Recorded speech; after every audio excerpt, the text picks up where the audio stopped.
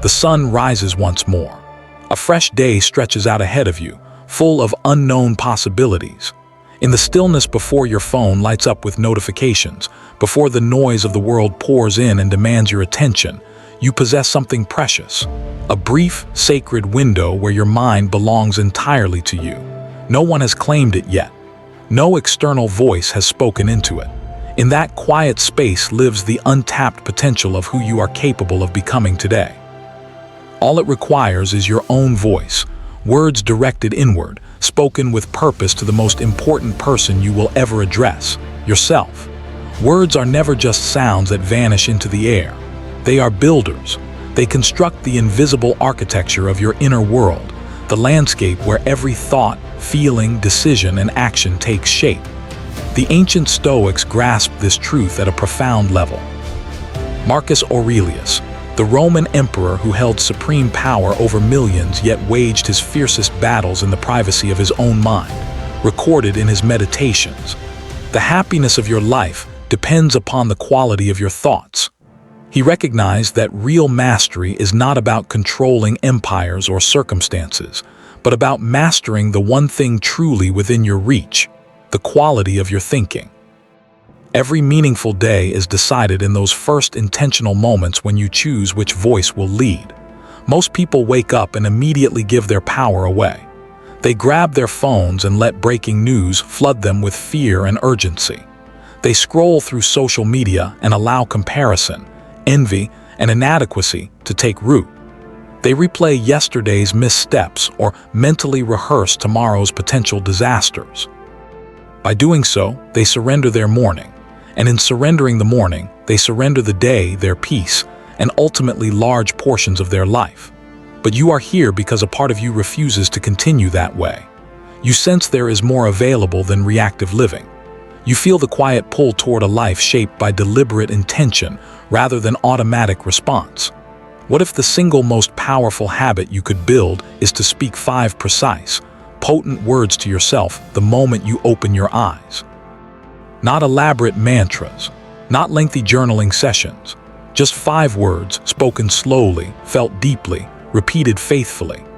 These 5 words are drawn straight from the heart of Stoic philosophy, the same wisdom that sustained Epictetus after a lifetime of enslavement, Seneca through exile and political danger, and Marcus Aurelius amid endless wars, betrayals, and personal loss. They are also supported by contemporary neuroscience.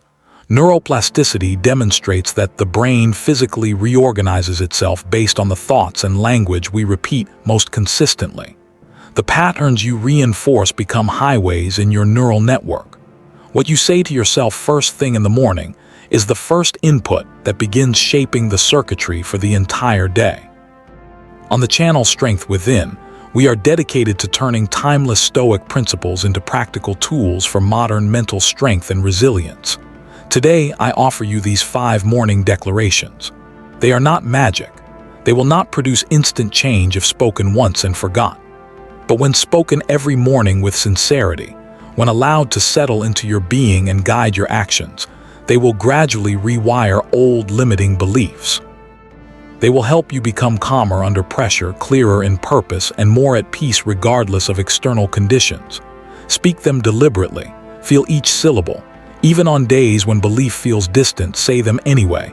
Consistency, not perfection, is what creates lasting transformation. Word 1, I choose my response. Life guarantees challenge. Hardship does not ask permission, it arrives. Setbacks appear. Disappointments sting. Conflicts arise. Pain visits. Many people believe these events automatically determine their emotional state and their future. The Stoics rejected that notion entirely. Epictetus, who lived much of his life in chains, taught one of the most liberating truths in philosophy. It's not what happens to you, but how you react to it that matters. Between every event that occurs and the way you respond to it, there exists a small but decisive space. In that space lives your freedom. In that space lives your power. When you open your eyes tomorrow and speak the words, I choose my response, you are claiming authority over the only territory no one and nothing can ever take from you, your inner judgment and your deliberate reaction. Consider how this plays out in everyday moments. An unexpected message arrives, perhaps criticism from a colleague, bad news about finances, or a plan falling apart. Your nervous system reacts instantly. Heart rate rises, stomach tightens, old stories of "I'm not good enough" or "everything always goes wrong" begin to play. But because you started the day with "I choose my response," a pause appears. You breathe. You ask yourself, what part of this is truly within my control? My attitude, my honesty, my next action. Everything else belongs to the world. Instead of spiraling into defensiveness or despair, you choose a measured, value-aligned reply. The day remains in your hands. Now scale it to deeper trials. The betrayal of trust by someone close to you, a sudden health concern, the death of a dream you had nurtured for years. The pain is legitimate. Grief, anger, fear, they are human responses and should be felt. Yet "I choose my response" prevents those emotions from owning you completely. You allow the feeling without letting it dictate the story. You mourn without collapsing into hopelessness. You reflect without turning the knife on yourself. You decide how to move forward in a way that honors your deepest principles rather than being carried away by the current of raw emotion. Viktor Frankl, who survived the unimaginable horrors of Nazi concentration camps, later wrote words that echo Epictetus across centuries. Between stimulus and response there is a space. In that space is our power to choose our response. In our response lies our growth and our freedom. Epictetus embodied it while enslaved. Marcus Aurelius lived it while commanding armies through plague and rebellion. Both demonstrated that genuine strength is not the absence of difficulty, but the refusal to let difficulty write the final chapter of your character. Make "I choose my response" your first words each morning. Say them slowly, like putting on armor. When triggers arrive later in the day, and they will, the phrase will return to you like a quiet reminder. Gradually, the automatic reaction weakens. Conscious choice strengthens. Over months, you no longer shatter under pressure. You bend, adapt, and keep moving forward. You become someone life cannot easily derail. If these words resonate, leave a comment affirming, "I am the architect of my reactions."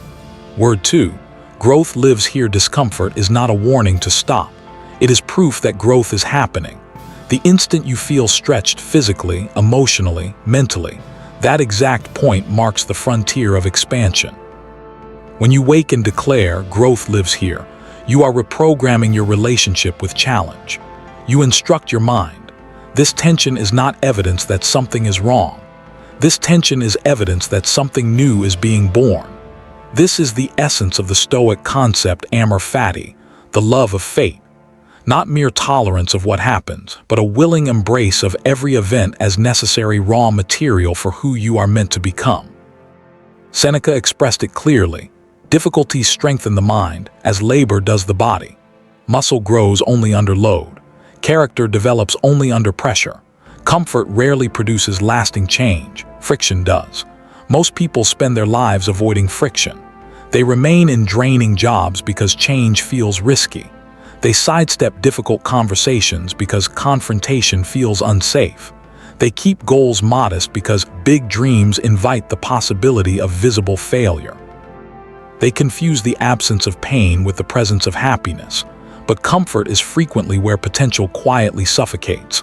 When you commit to "Growth lives here," every morning the lens flips. The knot of anxiety before starting something unfamiliar. That is not proof of inadequacy. It is the sensation of your former self stepping aside to make room for growth. The irritation when results arrive slowly. That is not defeat. It is character being carved layer by layer. The bone-deep tiredness after sustained effort. That is not breakdown. It is breakthrough taking shape. Picture yourself finally tackling a skill you have postponed for years, learning a new language, playing an instrument, mastering a creative craft. The first attempts are clumsy and frustrating. Your mind offers every excuse to quit and return to competence. But "Growth lives here" interrupts that impulse. You recognize the awkwardness as literal brain rewiring, new neural connections forming in real time. You stay, you practice. The discomfort becomes the toll you willingly pay for mastery, or picture enforcing a long overdue boundary in a relationship. Your heart pounds at the thought of the conversation. Old patterns urge silence to preserve harmony. Yet growth lives here, reveals the deeper truth. Authentic self-respect sometimes requires temporary discomfort for others. You speak your truth calmly and clearly. You protect your peace. Even if pushback follows, you have grown. Epictetus did not become one of history's greatest teachers despite his enslavement. He grew through it. He discovered freedom in the one domain no master could touch, his own judgments and interpretations. His entire philosophy flowered from the harshest conditions imaginable. This principle is not about pretending pain is pleasant or denying real suffering. Grief cuts deeply. Betrayal wounds profoundly. Injustice burns. Some experiences are terrible and should be named as such. But even in darkness, a choice remains. Will this experience shrink me or expand me? Growth lives here gently turns you toward expansion. Repeat it every morning, on calm days and chaotic ones alike. Let it teach your mind to meet resistance not with retreat, but with curiosity and resolve. Over time, you stop flinching from life's sharp edges. You move toward them deliberately. And on the far side, you discover resilience and depth you could never have developed in safety. If you are ready to lean into that process, comment, "I welcome the discomfort of becoming." Word 3. Today matters most. Yesterday has ended. Tomorrow is not promised. Today is breathing. Today is real. Today is the only moment in which you can actually act, learn, love, create, or change anything. Speaking today matters most. Each morning rescues your attention from the two prisons that trap so many: endless regret about the past and chronic anxiety about the future. It brings you firmly into the only place where your real power resides, right now. Marcus Aurelius advised himself repeatedly, confine yourself to the present. He was not dismissing the value of reflection or planning. He was reminding himself, and us, that neither the past nor the future can be directly altered in this instant. Energy spent there is energy stolen from the only time we truly possess. How much of your mental life is spent replaying conversations you wish had gone differently? How often do you punish yourself with shame for decisions made with less wisdom than you now have? How frequently do you construct elaborate worst-case scenarios for events that may never occur, exhausting yourself before anything has happened? That constant time travel leaves you only half present. Conversations become superficial. Opportunities pass unnoticed. Simple joys are dulled. Meanwhile, the present, the one irreplaceable day, slips through your fingers. Today matters most acts as an anchor.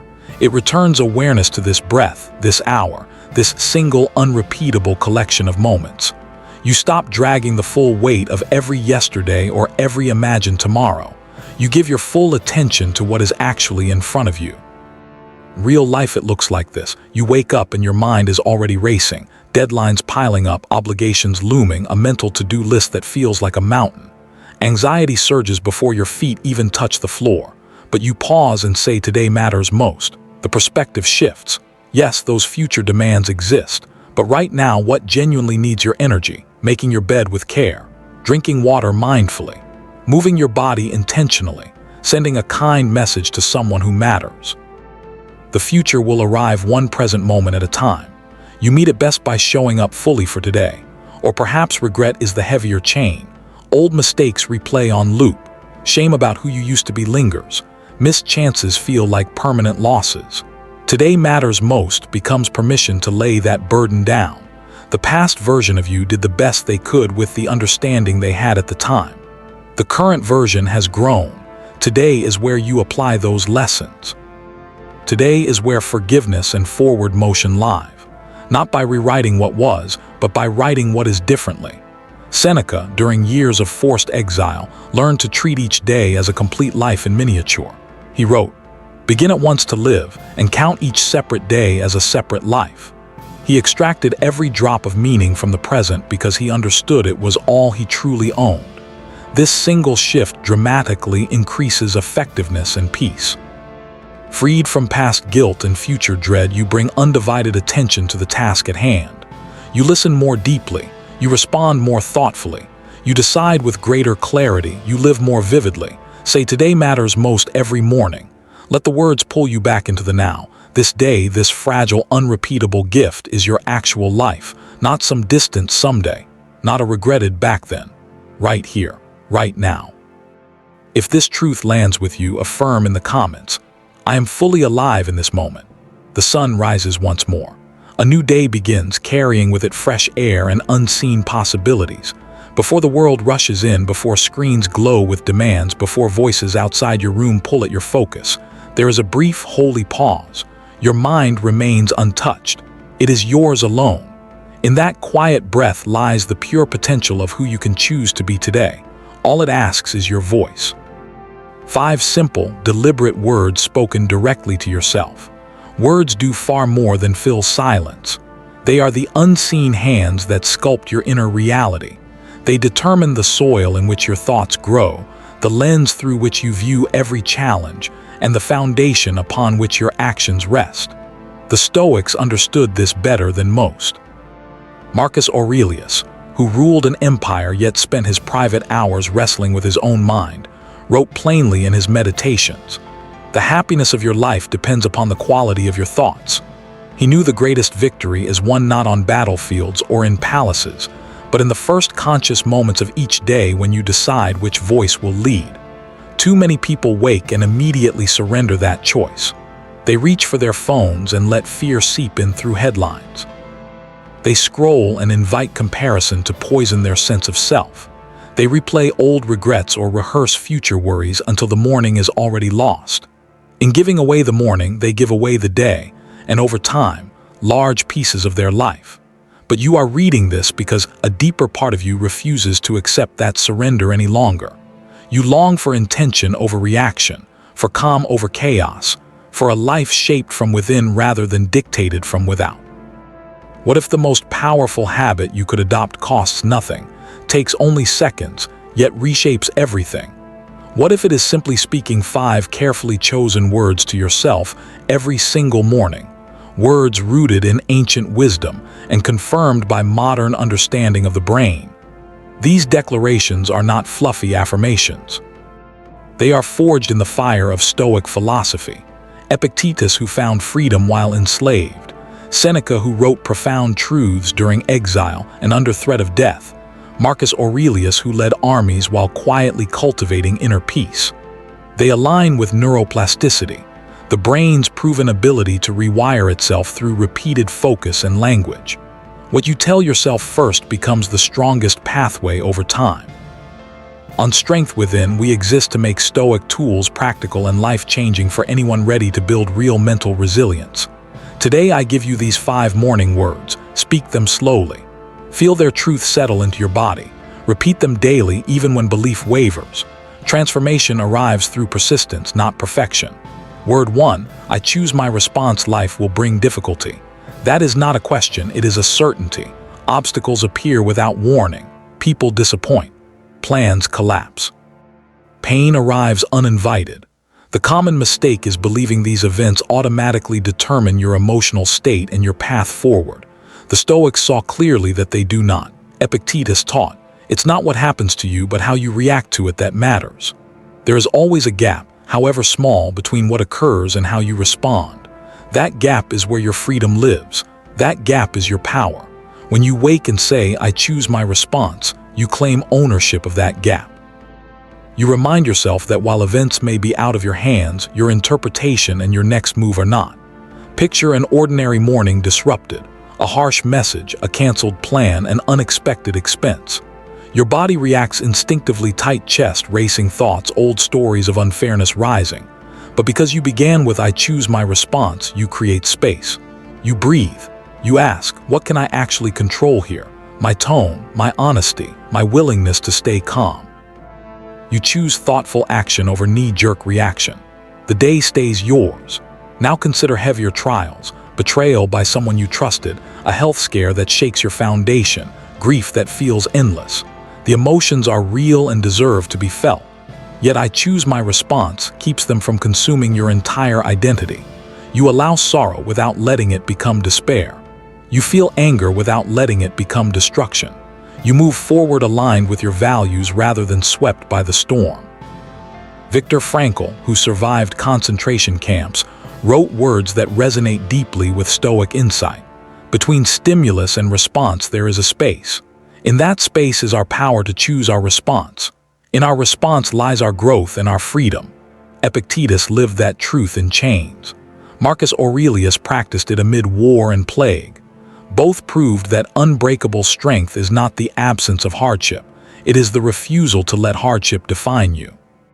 Say, I choose my response every morning like putting on quiet armor. When life tests you later, and it will, the words will return, guiding you back to agency. Over time, reactivity fades. Choice becomes instinct. You grow into someone life cannot easily break. If this speaks to you, affirm below, I am the architect of my reactions. Word 2. Growth lives here. Discomfort is not a red flag to stop. It is green light that growth is underway. The precise moment you feel stretched, physically tired, emotionally raw, mentally challenged, that is the edge where real change begins. Declare growth lives here upon waking, and you reframe every difficulty as opportunity. You tell your mind, this feeling is not punishment. This is progress arriving. This is the heart of amor fati, Stoic love of fate. Not blind acceptance, but active embrace of whatever comes as necessary material for your becoming. Seneca wrote, difficulties strengthen the mind as labor does the body. No muscle grows without resistance. No deep character forms without pressure. Comfort rarely forges lasting strength. Most people spend years avoiding pressure. They stay in familiar but draining situations. They dodge hard conversations. They shrink dreams to protect ego. They mistake ease for fulfillment. But ease is often where potential quietly dies. Growth lives here changes the story. Anxiety before a new challenge. Not weakness, it is your old self making space. Frustration with slow progress. Not failure, it is depth being added to your character. Exhaustion after real effort. Not collapse, it is breakthrough forming. Imagine finally learning something difficult, a language, an instrument, a craft. Early efforts feel incompetent and discouraging. The urge to quit is strong, but growth lives here reminds you. This awkwardness is your brain literally rewiring itself. You stay, you persist. Discomfort becomes the honest price of skill. Or imagine setting a necessary boundary in a relationship. Your heart races. Old habits beg you to stay silent. Yet growth lives here shows the truth. Real self-respect sometimes means temporary discomfort for others. You speak clearly, you honor yourself. Growth follows even if others do not understand. Epictetus did not rise above slavery despite it, he rose through it. He found freedom in the one place no one could control, his own mind. This is not pretending pain feels good. Grief is heavy. Loss is real, injustice hurts, but you still choose, will this diminish me or deepen me? Growth lives here points toward depth. Say it daily in sunshine and in storm. Let it train your mind to greet friction as a teacher. Over time, you stop running from life's edges. You move toward them, and you discover strength you never imagined. Comment if ready. I welcome the discomfort of becoming. Word 3. Today matters most. Yesterday is gone. Tomorrow is not guaranteed. Today is alive. Today is here. Today is the only place where anything real can happen. Say today matters most each morning, and you free yourself from two thieves: endless regret over what was and endless worry over what might be. You root yourself in the only moment where your power actually exists. Marcus Aurelius kept reminding himself, confine yourself to the present. He understood that neither past nor future can be changed right now. Energy spent there is energy stolen from now. How much of your day is lost replaying old mistakes? How much is wasted building disaster stories for events that may never arrive? That mental wandering leaves you only half here, missing real conversations, real chances, real joy. Today matters most calls you back to this breath, this hour, this choice. In practice, you wake with your mind already racing, deadlines, obligations, worries stacking like stones on your chest. But today matters most shifts focus. What truly needs you right now? Making your bed with care, drinking water slowly, moving your body intentionally, reaching out with kindness. The future arrives one present moment at a time. Meet today fully, tomorrow will meet you when it comes. Or perhaps the past holds you, shame from who you used to be, missed opportunities, hurts given or received. Today matters most offers release. That earlier version of you acted with the light they had. You now see more clearly. Today is where redemption happens, not by rewriting yesterday, but by living this day better. Seneca, exiled and stripped of power, treated each day as a full life. He wrote, "Begin at once to live and count each separate day as a separate life." He found meaning in the present because it was all he truly owned. This one change multiplies your effectiveness and peace. Free from yesterday's weight and tomorrow's shadows, you show up completely. You listen better. You engage more deeply. You decide with clarity instead of fear. Speak today matters most every morning. Let it pull you into now. This day, this single, unrepeatable gift is your real life. Not someday, not back then, right here, right now. Affirm below, I am fully alive in this moment. Word 4, I'm enough. You have carried a painful lie far too long. The lie that your worth depends on what you achieve, how others see you, or how perfectly you perform. That you must become more before you deserve peace, love, or rest. That lie has stolen too much present joy. It ends when you say, I am enough. This is not arrogance. It is not refusing growth. It is claiming the wholeness that was always yours. Your value is not something you earn. It is intrinsic, tied to your very existence, your capacity to reason, to choose virtue, to connect. Epictetus taught that our essential nature, our ability to think and act with virtue, is already complete within us. He wrote, He is a wise man who does not grieve for the things which he has not, but rejoices for those which he has. The world has trained you to forget this. Ads tell you you are incomplete without their product. Comparisons whisper you are behind. The endless chase of next level keeps the finish line moving. I am enough lets you step off that treadmill. You stop performing for approval. You stop twisting yourself to fit expectations. Decisions come from your values, not applause. You say no without guilt. You say yes without begging permission. You exist without apology. Criticism arrives external or internal, and you hear it without crumbling. Someone doubts your path. It is only their opinion. The inner voice attacks. You notice it without obeying it. I am enough declares, my worth is not up for debate.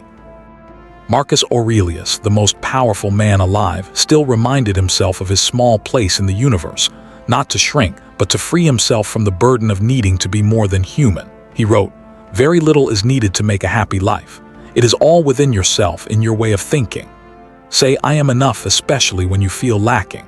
Even if the feeling has not caught up, repetition rebuilds the foundation. You are not inventing a fantasy, you are remembering a fact. You entered the world whole. That wholeness waits beneath years of conditioning. Comment your truth. My worth is not negotiable. Word 5. I release control. Your hands are tired from holding so tight.